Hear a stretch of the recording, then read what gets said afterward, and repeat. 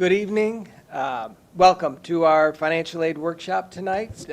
I am Dr. Schaefer, the principal here at the senior high school. So I know you can't see me, but only hear my voice. But I am here with Mr. Jerome St. Croix, Director of Financial Aid, and Mr. Sean Swank, who works in enrollment, financial services, and student accounts, both from MCC. We're very fortunate to have their expertise with us tonight to provide the information about the financial aid process. On the website where you received the link for YouTube, you will find the slideshow, the presentation, and if you'd like to follow along with that, that'll help to make sure that you have all the information. Additionally, we are videotaping this tonight, so you will be able to go back through and see the workshop again and pull any of the salient details out of it. The chat feature along the side is a great place where you can put your questions that you might have, and both of the gentlemen here tonight will help answer those questions that you have as we work through the presentation. So I will turn the presentation over right now to Mr. St. Croix, who will talk about the financial aid process. Thank you. All right, thanks, Mr. Schaefer. Glad to be here this evening, and this is a unique format for us for doing this. Usually we are in person, but I appreciate that the school district's given us this opportunity. And Sean and I are both from MCC, but we're here representing the financial aid community. The information we're going to give you could be applied no matter where you're thinking of going to college. A lot of the schools work together to give out this information to the area high schools, so feel free to take the information that we give. Things may be different for each family, so it may not be an exact answer for some of the information you're looking for, but we'll try to cover a lot of different scenarios, and hopefully you can take a plan of action from what we're able to present. And again, use the chat feature to ask questions. If you have questions as we go along, get them in. We'll try to address those at the end. We'll try to get through the presentation, and then we'll work to address your questions. And I'm going to be following along with my slideshow as well, and hopefully you're able to pull that up on your computer and still at least listen along. I know the slideshow was much more attractive than looking at our faces, so please use that if you can, all right? All right, so some of the information that we're going to try to cover tonight. We're going to talk about the cost of college, whether it be a private college, a SUNY four-year college, a public college out of state, a community college. All those costs different, and we're going to try to break that down a little bit so you've got some expectations of that. And then we'll talk what is financial aid and where does it come from and what types of financial aid are out there. What are we referring to when we talk about financial aid? And then how do you apply? Where do you go? And when do you apply? And what forms are required? And we'll work through that along with some other nuances that might apply to specific schools. All right, because there is a process that every student needs to go through to apply for financial aid, but then some colleges have their own additional information to be able to help you get what you need. And then some strategies or tools to help you keep things organized as you go along. And we want to emphasize that doing this process, it is a partnership, okay? Schools and their financial aid offices are there to help you get through the process. The high school counseling center is there to help you get the information you need and the resources you need and the connections you need to be able to move along. And then for the financial aid resources, the colleges, the federal government, the state government, along with some private opportunities, can help put together, hopefully, enough financial aid to help you make the decision of where you want to go to college. All right, so when we're looking at the cost of college, the cost of attendance, the things that go into that are the things that have to go to the college directly, the tuition, the fees. Most colleges are semester-based, so usually there's bills due twice a year. The room, if you're going to live on campus, and the meal plan on campus. And some of that has changed a little bit since we've gotten into this COVID era. So think about that as you're looking at colleges. Hopefully things are a little more streamlined by next year, but looking at options of ways that you go to college, whether it's living on campus or some schools may continue remote options, and that's something you may want to consider as well. Some costs that are variable but usually affect the overall cost of a college. The books and supplies that you have to get for your courses.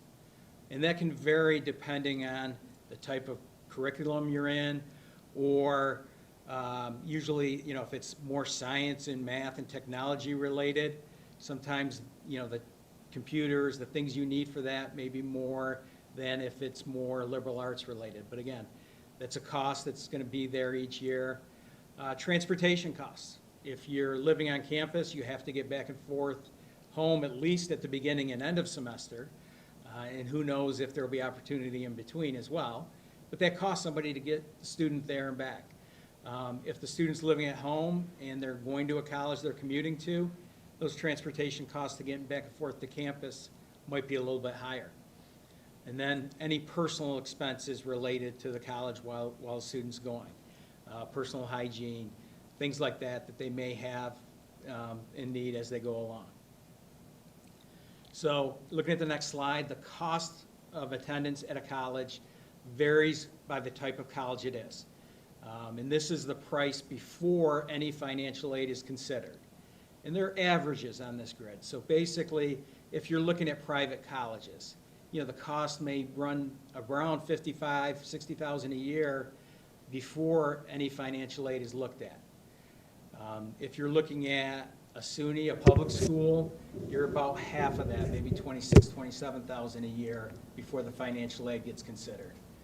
And then a community college is, almost maybe 30 or 40% of that. Yes. Okay, so again, before any financial aid is considered, the sticker price of these colleges vary by the type of college they are and what your living situation is. And tuition is the biggest variable among the schools, along with where the student's going to live. If they're living on campus, it's going to cost more than for you to house them at home. It may cost you more, but there's not going to be a direct payment on that end. All right. One of the basic principles that financial aid offices use in determining financial aid is we want to come up with, there's a formula that the federal government created called expected family contribution. And we get that from you filling out a federal form called a free application for federal student aid. And no matter where the student's going to go to college, every student needs to complete that form. So that family contribution is derived from information that goes into the form based on family size, income, and assets. And it's a measurement of the family's ability to pay for college based on the government's formula. All right, and there's a portion, if the student work, that derives into that along with the parent based on their income and the family size. It's going to vary from family to family as you complete the form. And again, it's the government's thoughts on what is expected that you have to pay. It may not be the reality, and there are options to work through if they think you have more than you really do to be able to pay. All right, so in that family contribution is the same no matter where you're going to college and no matter the cost of the college. All right, even higher priced colleges, what the government thinks you have as an ability to pay is going to stay the same when you're comparing colleges of different prices. And again, it's not the money you're actually going to pay, and it's not how much federal aid you're going to receive, and it may not be what you actually have. Just a number that the government created to help us to then deliver the types of financial aid you qualify for. So the basic formula we use is the cost of our particular college, including the tuition fee, room and board, books, personal expenses, minus what the FAFSA results give us, the expected family contribution, and the remaining amount is your financial need.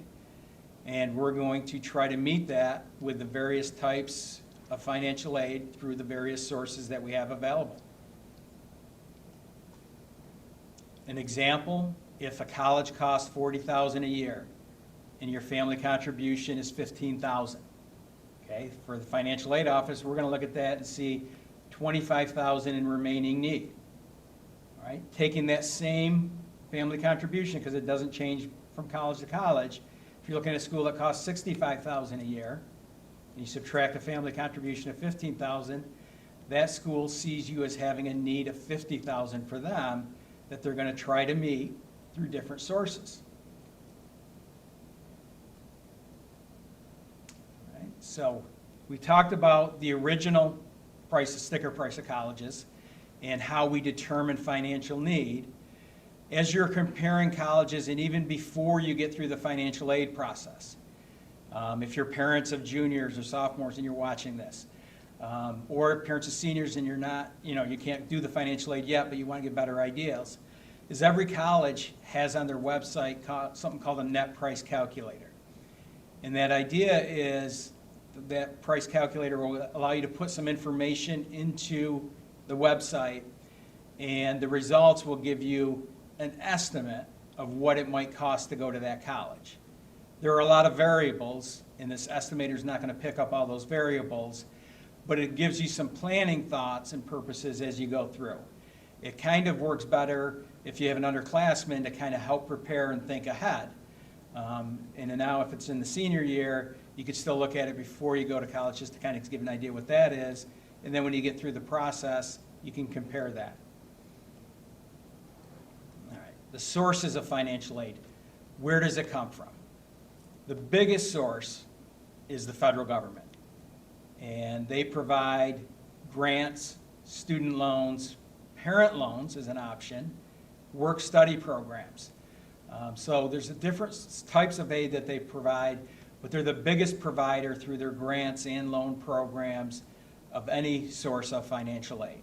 And there's an application process that you'll go through that we'll get to a little bit later in this presentation. The state government, so in New York State, we've always been fortunate that New York State has had a very robust grant program called the New York State TAP grant. And a couple years ago, for public colleges, they added another grant called an Excelsior grant that helped families in lower middle class, upper income above TAP to help pay for tuition costs at a public school. Some of that, has been affected by the state's budget as well as what the state gets back from the federal government. So this year, we're not 100% certain where all those programs will stand for people going to college for next year, but we do know that they're going to have an application process, and New York State is going to stand by its students and do the best it can to provide resources to help with that higher education funding. The college you go to is another resource for financial aid. Colleges have scholarships that may be need-based or merit-based. Some have work opportunities, and some even have loans available if that's an option for families. So there are several different ways, but you should always, as you're looking at colleges and you go on visits and you talk to admissions, make sure you talk with financial aid as well and compare what they have available to help you with the overall cost. There are outside and private resources that can help as well. Some of these private outside places are scholarship websites or scholarship providers. They could be loan providers. They might offer loan rates that are comparable to what the federal government can offer. There are tax credits for higher education costs that the family assumes that you would get in your next tax year. In certain cases, there are veterans benefits available for children of people who are in the military or current members of the military getting out or transitioning out of the military. So there's several options from private resources as well. And from those sources, the types of financial aid that are available include grants, scholarships, loans, and work opportunities. Okay. So hopefully my voice projects a little bit better now. Again, the types of financial aid: grants, scholarships, loans, and employment opportunities. Grants and scholarships are probably the best type of financial aid if you get offered them. They're gift aid. They never have to be paid back. Some require merit, but some are strictly based on financial need through the application process.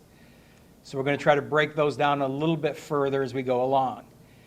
The biggest sources for grants: the federal government and the state government. Federal government provides their main grant. It's called a federal Pell Grant. And the maximum amount for those families with the highest need this year is a little bit over $6,000 a year. That could change next year because each year Congress has to authorize the funding for it. and it's gone up a little bit in each of the past several years. There are other supplemental grants that this federal government offers.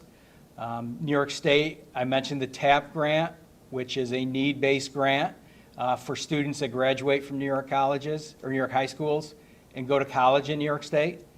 And that can provide income to need-based families.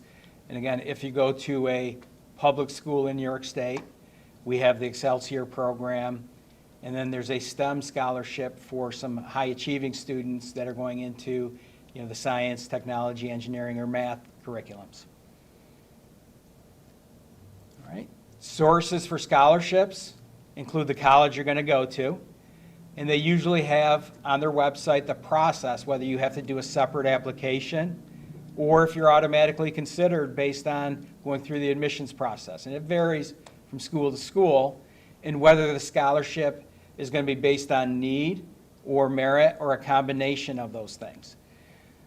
The high school counseling office has information available about scholarships for seniors that will be graduating this year, so they're a resource. Civic groups or businesses in the area offer scholarships. Places of employment for both the parent and the student sometimes offer scholarships as well. Some of the larger employers in our area, an example, Wegmans and Tops sometimes offer scholarships for students that work there that end up going to college. And then there's free internet searches. And if you're looking for scholarship opportunity and you're using the internet, make sure the site is a free site. The whole idea of financial aid is that you have need and you're trying to find ways to fund college. But there are some scam sites out there that may say, yep, we'll be glad to give you some information, just put in your credit card information. Or give us your personal data so that we can help you search. All right, so don't put in anything related to date of birth or social security number or credit card information if you're searching scholarships on the internet. When you go to actually filing financial aid on the government site, it's a secure government site, and you may be putting in personal information in there. But again, not on a private scholarship search site. All right, we talked about grants and scholarships, the best type of financial aid to get. In a lot of cases, families have to borrow to help pay for college. And that's okay. I mean, sometimes in my presentation I'll talk about college is paid for in three ways: before, during, and after. Before, if you've been fortunate enough to have savings available, maybe you've started a 529 savings plan or someone did, or you've got resources available through what you've built up. During, with the financial aid, the grants and the scholarships and work opportunities. But some financial aid is after. It's the student loans. The federal loans have a good option in that you don't have to pay anything while you're in school. Your payments don't start until 6 months, typically after you graduate from school. The interest rate is fairly low. In this current year, we're under 3% on an interest rate for a federal loan. And depending on your need, when you fill out the FAFSA, and the school evaluates their cost against your family contribution and looks at your grants and scholarships, if you have remaining need, a portion of your student loan, if you take a federal loan, will be subsidized, which means no interest will accrue on it until you start that repayment 6 months after you're done with college. If you don't show need, you could take an unsubsidized student loan. Interest accrues as you go along. Payments aren't required, but that interest will begin to capitalize. So a lot of families, if they take an unsubsidized loan, will pay the interest as they go along to keep from paying more in the long run. Combined between the two loan types, a freshman could get up to $5,500 from the federal government in a student loan. All right, I'm giving you these figures because as you look at prices of college, you can see how some of these things have to add in there in order to meet that need. Each year you're in college, the amount you can borrow goes in because you're closer to getting that realized degree to help you get a marketable job. As a junior, the amount's $6,500, and it goes up to $7,500 as a junior and senior. As a sophomore, it's $6,500. I think I said a junior at that point. So, all right, and that's usually why the federal loan program is the first to look to, is the lower interest rates and no repayment till after. Some families might have to borrow beyond that. And there's an option with the federal government called a parent loan for undergraduate students. And that loan would actually be in the parent's name. You know, the federal student loans are in the student's name, and the student is the one repaying them. There's no co-signer for the student in the federal student loan program. So if you're a parent and you want the student to borrow more beyond that, or you need more resources, you could take a loan out in the parent name where the parent becomes responsible for repayment. The interest rate is slightly higher, 5.3% in this current year. Interest accrues right away. So if you take a parent loan, you can defer the principal payment, but you're going to want to pay the interest, and we encourage you to pay it as you go along if you can, because if you end up taking parent loans in each of the student's years, that money accrues quickly. And if you have multiple children and you're taking a lot of parent loans early on with the first one, then it starts to compound with the second one, and it puts you in a very difficult situation. So it's an option. We encourage you to be wise if you choose it, but sometimes it helps make the difference for a student to be able to get to the college that you and they see fit. All right. Besides the federal loans, there are private lenders out there that can offer education loans. Usually those interest rates may be a little higher, and if they're in a student's name, those require a cosigner. So look federal first before looking for private loans. In work opportunities, the federal government provides money to schools for a program called Work Study. And in that, the student will actually find a job part-time while they're going to school. When they're in college, they're in class typically maybe a maximum of 15 to 20 hours a week. So there's time for studying and there's time for other things. And a lot of students will find a job to help them with their payments, not necessarily their payments towards school, but with their living expense payments while they're in school, or to save up for the following year. And those jobs on campus, you know, if you visit campuses and you see tour guides, those are typically students that are under work study. Or if you go to a science lab or a tutoring lab or the athletic center or the workout facility, you'll see students working, and those are typically work study students that are getting paid to put in those hours. So there's a lot of options available. The colleges typically offer work study if you have financial need. It doesn't guarantee the job or the hours, so the student usually, if they want that and they get offered it, has to go through a process to seek that job. And again, those campuses would have a way for the student to go about doing that. And each campus might be a little bit different. All right, so we've talked about what is financial aid, and now for the part that you really probably came for, how do I go about doing it? Where do I apply? So you're going to need to complete a process for the federal financial aid, for the state financial aid, and for the college. All right, and so the federal government did us all a favor this past year.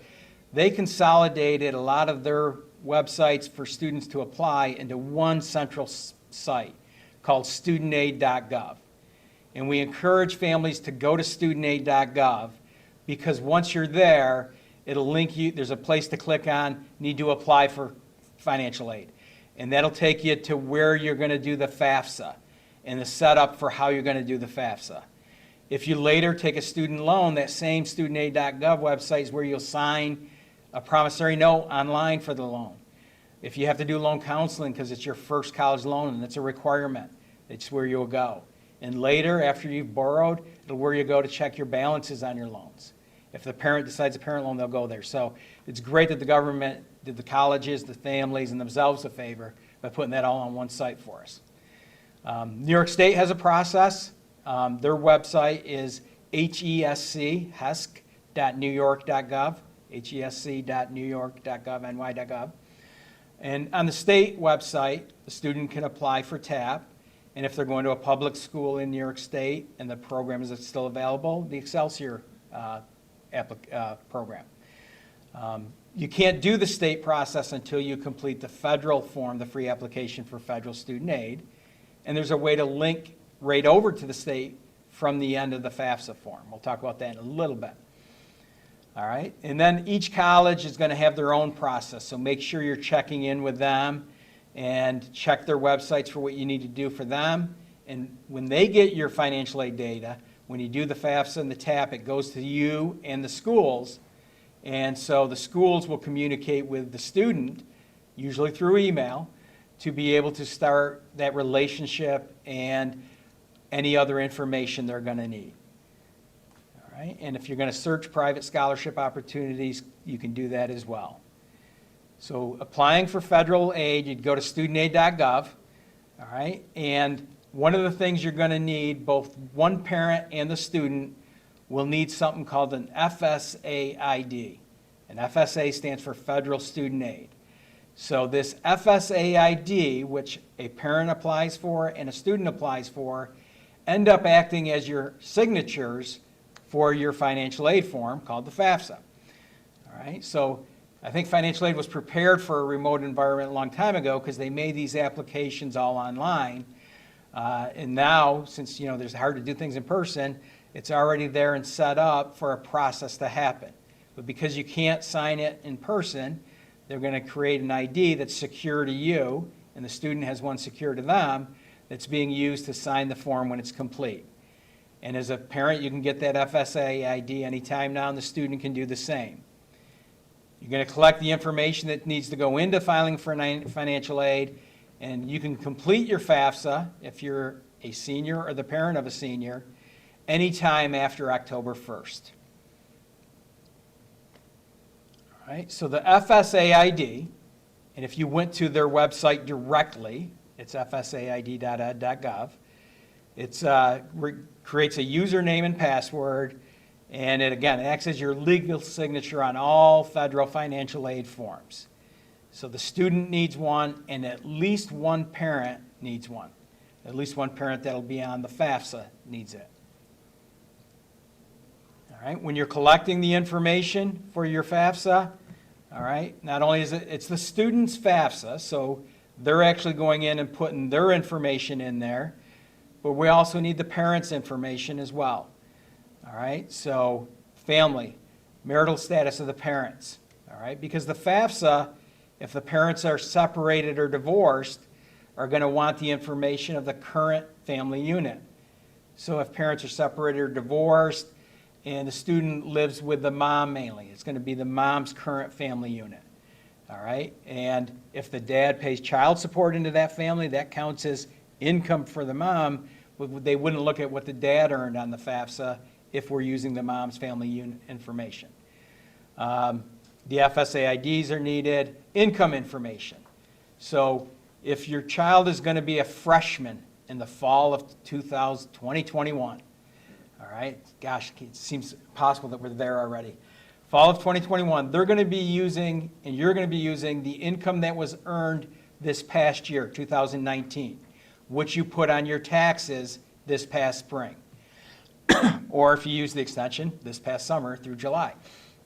But that's the income information that's going to be utilized to do the FAFSA form.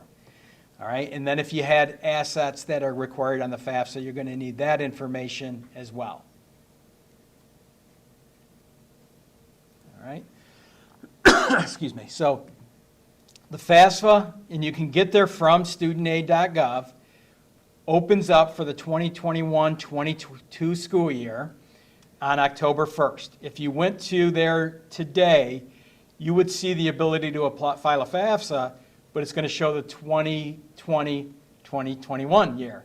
So that's not going to be the appropriate one yet. You've got to wait till we're into that 21-22 year, and that information is available, and that's the one you're going to want to go into. All right, so create the FSA ID, complete the FAFSA, and then use the information, and the result will produce a family contribution. And the results will be on something called a student aid report that'll go to you electronically, the student electronically, and will go to the schools that you listed on the FAFSA. With the FAFSA, you don't have to know exactly which school you're going to when you fill it out, because you can list up to 10 schools on the form.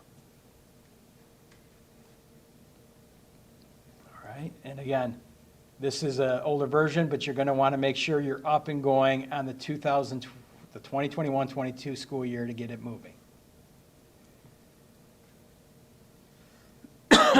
For those braver than me, maybe Sean fits in this category, you can do the FAFSA on a mobile app, and some students do that. They'll do their portion through the phone on a mobile app, and then the parent will come in and do their portion via traditional computer or laptop. Or some parents will do it that way as well. But you can go into your app store or whatever, download My Student Aid, and it's a mobile app, and then the student and parent can utilize that in order to get in there, okay? But it's just an option to make things easier as well.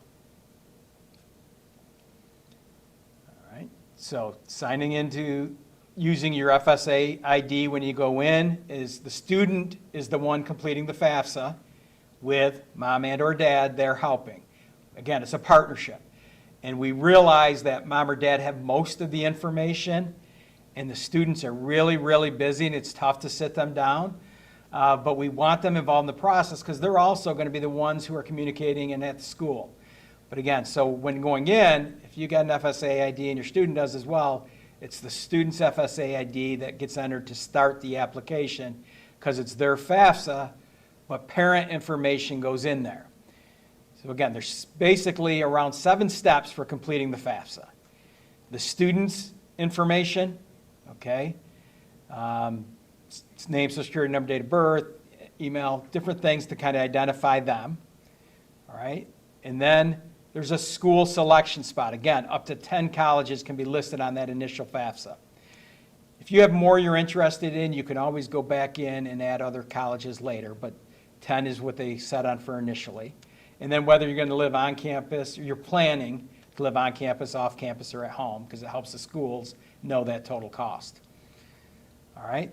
Dependency status. Most students just coming out of high school are going to be dependent and have to list parent data. But again, that information will help determine whether you have to list that.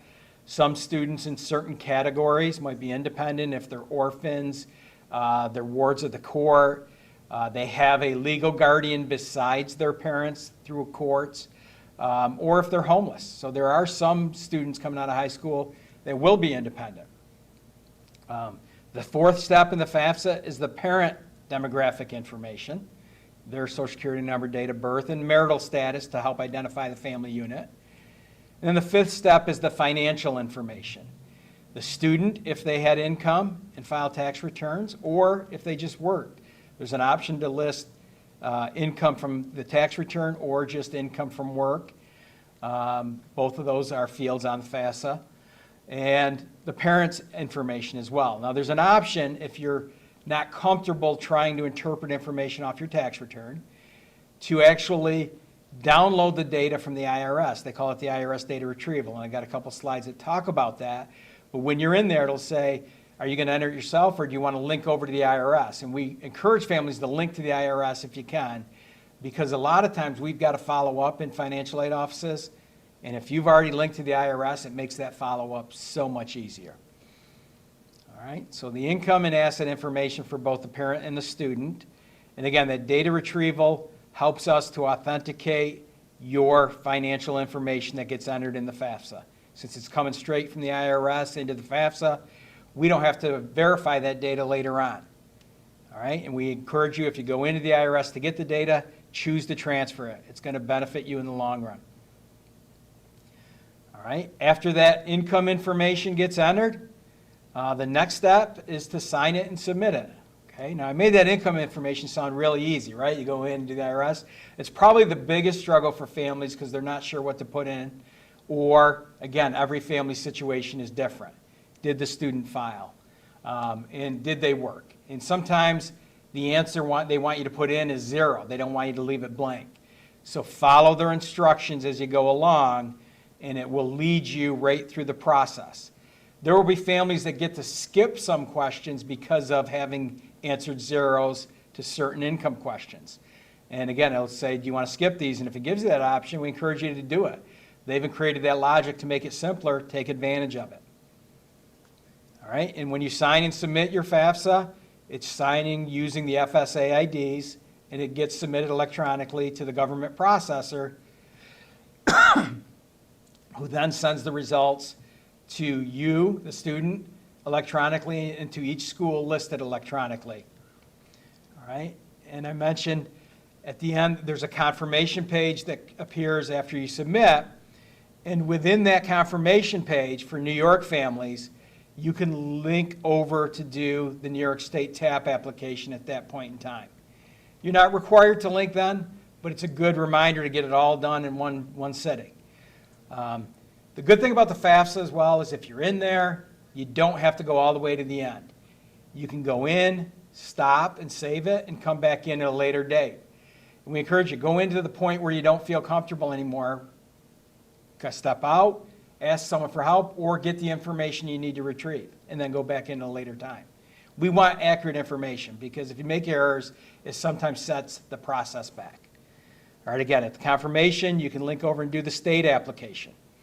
Or, if you miss it, wait till your FAFSA is filed and completed and you get the results. New York State will send you an email saying, hey, you can apply for TAP now, to the student based on the email they used on the FAFSA. All right, or you can go right to the state's website and complete the FAFSA there. All right, the student creates their PIN there, and sometimes the parent information is needed there in order to complete it. But again, the income information is going to be needed, but sometimes the parent has to authenticate the application with the e-sign in the state, which is much easier. TAP, you have to reapply each school year, just like you do the FAFSA. Financial aid is year to year, because your income can change from year to year. Your family size could change from year to year. You got to reapply each school year, and again, make sure you're doing that. You'll get reminders from the federal and state government, but about October of each year, you're going to want to reapply. All right, and again, first time into the state website, they're going to make the student create a user ID and PIN in order to be able to have that for every year they sign in and do the TAP application. TAP only allows you one school to list. And again, it's got to be a New York school. In order to get TAP, you have to go to college in New York State. You can go in and change that school at any time after you complete the application. Every college, when they make their award offers to you, their financial aid offers, they're going to estimate TAP eligibility anyhow, because the TAP formula is pretty simple. It's based on your New York State net taxable income and the cost of the school. So based on those two things, each school gets a great idea of knowing how much TAP you might get. All right, if you're going to go to a public school in New York and Excelsior is available, you can apply for that when it becomes available. You can get on an alert list to be on there to get an email when it becomes available as well. It's usually available later in the year. All right, and again, that's based on a little bit higher income range than TAP. Students agree to live in New York upon completion. It's for public schools. It can be up to the cost of tuition and with other aid.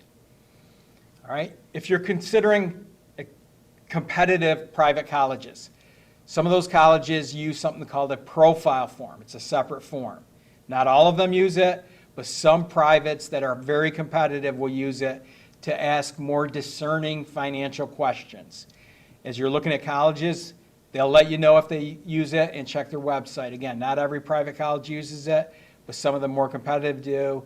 And it, again, ask a little bit more in-depth income and asset questions to help that school determine how much of their own money, besides what you might qualify from the federal and state government, that they're going to give the student to help lower their costs. The private schools that use it are usually the most expensive. And again, they've got institutional aid to lower that cost to try to meet your need, and they want to make sure they're using it in the most efficient way possible. All right? Again, there's a separate website for it, separate process. Not all families are going to use it, but some are, so that's the reason I mentioned it here this evening. And there's a list within the PowerPoint of some of the colleges across the country that use the profile form. All right, so when are you going to do this application? You know, anytime after October 1st. You don't have to go in October 1st. You don't have to go in October 2nd or even October 3rd. All right, make sure you're prepared though. Make sure you get the FSA ID set up. And when you're ready to go in, again, take it as far as you can and save it and go back if you're not ready to complete it. Some schools will want you to apply early. None of them are going to tell you to apply in October. They're not going to require you to do that. But again, get it in, and you're still probably deciding which schools you're finalizing and putting on your final list. All right, so be prepared. Again, get it in when you're ready. Do the FAFSA. do the TAP application if you're going to go to college in New York State, and then any other form that the school may require, whether it's their own scholarship form or whether it's a profile form or whatever it is, make sure you're in communication with each of those schools, because that extra step's going to be different at each of them. But that FAFSA covers you everywhere. All right, after you submit the FAFSA, you get the results 3 to 5 days, the schools get it, and then that school starts their process. You know, at the same time, you're going through the admissions process, and you're going to get accepted, and you're going to work through that, and then the financial aid is going to say, okay, we might need to follow up because we got questions. Or they may say, hey, you've been accepted, here's your financial aid offer for our school for this year. All right, and the timing of those offers are going to vary, and what you get offered are going to vary because state and federal money may be similar, but what the college is offering themselves will be a variable. All right, so get the stuff done by their deadlines to be fully considered. And if they ask for additional documents, make sure you get it. All right, and again, each college will give you an offer letter that lists the cost, that lists what they're offering you in grants, what they're offering you in scholarships, what they're offering you, what their net cost is after that, and then what you have available in loans or work programs, and then help you determine, you know, your net cost and whether you want to consider that or if that's within your range. All right, keep yourself organized. Make sure you have comparison tools for colleges, that you're looking at out-of-pocket and loan expenses for each school. Meet their deadlines. Make sure the student and parent are communicating. Colleges will start to communicate with the student. They want to make sure the parent's on board, so the student might have to reach to the parent. Make charts, and again, most colleges will talk to the student, and in order to talk to the parent, the student might have to give permission to do that. So encourage your student to do that, because we know from a financial aid perspective and a billing perspective that the parent's definitely going to be involved in that process. You know, if you've got payment plan options at the school, sometimes it's better than borrowing a parent loan. Maybe spreading payments out over 3 or 4 months works for you. If you have savings, if you've created a 529 or someone did for your children, make sure, you know, you're using that, spreading it out over the life of their college. A lot of families have been affected by expenses related to COVID, right? So there's been changes in employment. There's been changes in family structure. There's been expenses that maybe you didn't have before. After you file your FAFSA, if you think there's something that you can document that shows that your income's changed in 2020, or will change in 2021, or you've had expenses that you didn't have, talk to each of the schools you filled out a FAFSA, after you filled out the FAFSA, that are listed on it, and ask them what their process for changes are, because they will work with you on an appeal process or a professional judgment that they might be able to make adjustments based on your current situation, based on what your income showed from your FAFSA year. Again, your income was the 2019 income year. Find ways to limit borrowing. Compare those net costs. Look for ways to get books and supplies on the cheap. All right, and the campus bookstore is not always the cheapest place to get them. Set yourself some budgets and realistic timeframes to do it. My email address is listed at the end of the presentation. Feel free to use it and kind of reach out if you got questions. Reach out to the schools you're considering. Again, we're partners. We all want to work in this to help you get the answers you need related to financial aid. Hopefully you've bared with me for these last 45 minutes. Hopefully we got some questions in the queue, and then Sean and I will take a crack at answering those and keep you informed. So yes, we do have a couple questions here. One question is from Dawn D. And she's asking, does retirement contributions count towards income when applying for aid? Okay, so retirement is a unique thing. When you're filling out the FAFSA form, okay, any information you're putting into a 401k or 403b, your contribution for that year, does get entered in the FAFSA as untaxed income because it lowered your adjusted gross income from your taxes. But the value of retirement accounts, okay, any 401ks, 403bs, anything with the word retirement in it, IRAs, those aren't going to count on the FAFSA as an asset. So a lot of times it'll ask you, what are your cash savings, checking account values? What are your stocks and bonds values, okay? But don't count anything that's in a retirement vehicle, all right? That doesn't count as an asset when you do your FAFSA. All right, second question from Lisa Jones. Can the scholarship list be sent out? Now, I'm assuming she's meaning external scholarships, so maybe you can explain that.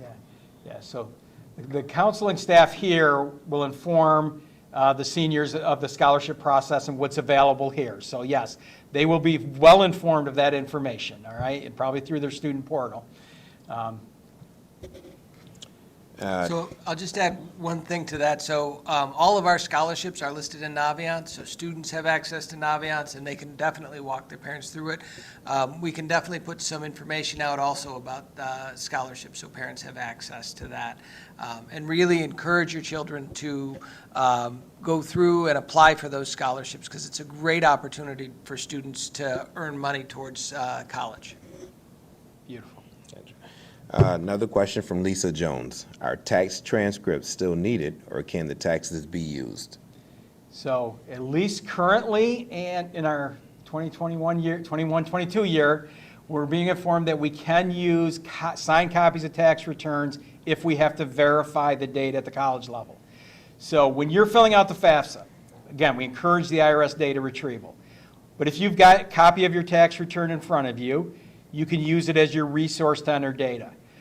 If after you file the FAFSA, the school says, hey, we need to verify the information you put on there, and you didn't use the IRS data retrieval, you didn't transfer the data, signed copies of those tax returns can be used as verification.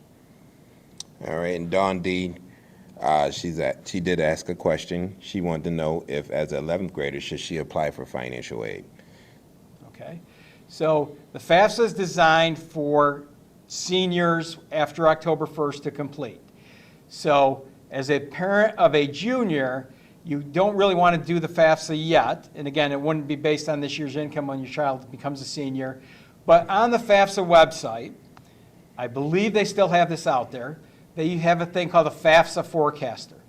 And so when you go to FAFSA.gov or using studentaid.gov to get to the FAFSA website, you can go to the FAFSA forecaster, and it allows you to do a smaller version of it to get an idea of what your family contribution might be on this year's info. So as a planning tool for a parent of a junior, sophomore, you could use that tool to help you know what it might give you had the formula not changed by the time the child's a senior and your income and family size don't change.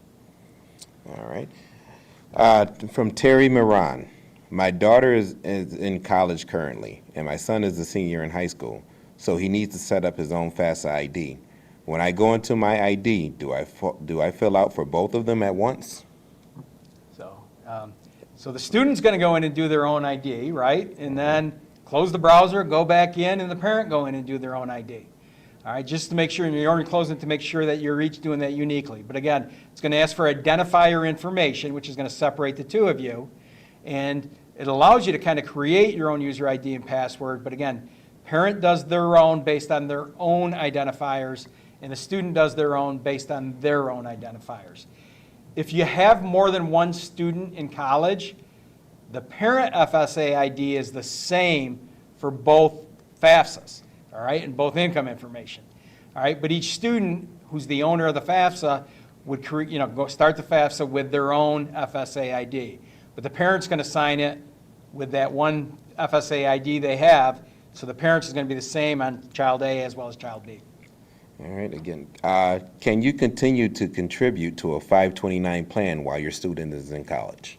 Yeah, 529 doesn't limit you while the student's in college. Yes, you can continue to contribute, and again, use it for their higher education expenses. And if you have younger children, you can change the beneficiary and change the money over between different beneficiaries that you have within the 529. If parents are divorced with joint custody, whose tax return do you use? All right, so the FAFSA says the parent, first of all, the parent that the child lived with the most, and sometimes it's 50-50. So then they say the parent that provided the most support. How you as a family define that is entirely up to you, okay? So, again, if it's 50-50, you figure out what situation works for you, okay? Because, again, they say which one's providing the most, and if it's exactly equal, work with whatever situation may go better. Thank you. Now, does the FAFSA have a mechanism to look at parents of twins when deciding the expected family contribution? Yep. So each twin, if they're both going to college, is going to do a FAFSA. So when they do the expected family contribution formula, it's going to ask you how many students in college. And on each FAFSA, you'd say 2. So it takes what the parent would contribute if there was only one FAFSA being filled out and one student in college, and it splits it in 2. So yeah, it does take into account both students being in college. So let's say you're a family size of 4, and you had one in college, and you had a 10,000 EFC. Now, everything's the same except there's 2 in college. Now, each FAFSA might have a 5,000 EFC if neither student had income or assets. And that pretty much sums it up. I don't think we have any more questions so far. If you guys have any more questions, we're more than happy to answer those if you want to post them. All right, we'll give you a couple minutes to do that. Again, thank you for sticking with us this evening for this new format. We are going to make additional information available as we go along. If we determine there's a follow-up needed, we can do that. But again, MCC is a resource for you related to MCC, as well as you've got my email address. If you open the PowerPoint presentation, I can help you ask some general questions, as can anybody on the financial aid staff at MCC. But there are certain questions when it gets to college specific that you're probably going to want to go and ask of the colleges you're considering. But general applying questions, and there are going to be events coming up in October and November that will assist families in applying. And they may be virtual workshops. Like at MCC, we're participating in SUNY's having programs called SUNY Financial Aid Days. And we're going to open up a link that you could go into, and it would take you into a private link with a financial aid staff member who will work one-on-one with you remotely to help you complete the FAFSA. So those options are available. And again, the area high schools will have something. There will be something in the area for families that will get advertised as well. So there's different options to help you complete the FAFSA. Even though we may not be in person, we're going to try to assist remotely in the best way that works for you. All right, I think I have another one.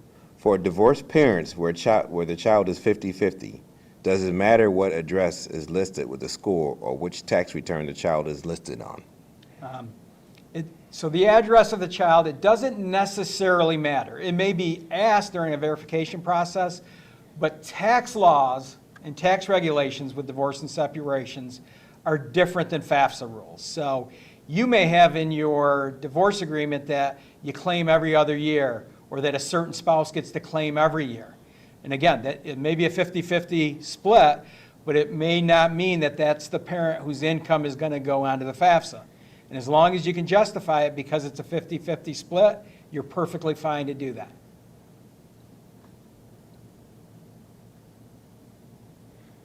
All right, I believe that's all the questions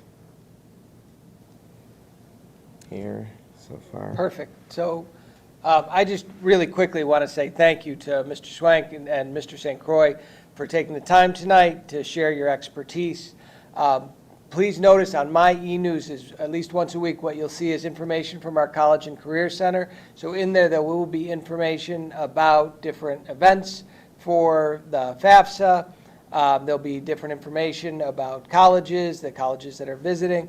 And I really do encourage you to access the resources. So MCC is wonderful about helping families work through the FAFSA. So if you have questions, really reach out to those schools and ask those questions because they'll help you through the process. I will tell you this is, I can't count how many of these I've sat through, but I've yet to sit through one where I don't walk away with a new piece of information. So I really do, I encourage you to go through the slides, and you can find the slides on the same site that you found the link to this YouTube event. So you can find the slides right there to review, but really go through them as you work through this, and don't feel like you're alone working through this. Reach out and ask for help if you need that. So thank you so much for tuning in tonight, and thank you guys for sharing your expertise. You're welcome. Thank you guys for tuning in. Yes, thank you.